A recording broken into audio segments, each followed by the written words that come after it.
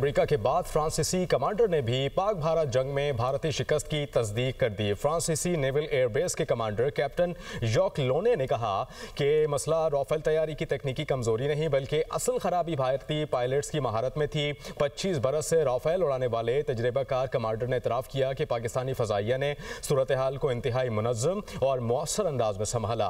भारतीय राफेल चीनी टेक्नोलॉजी की बरतरी की वजह से नहीं बल्कि पाकिस्तान की हिकमत अमली, मजबूत दिफा और बर वक्त रद्द अमल के बाइस गिरे।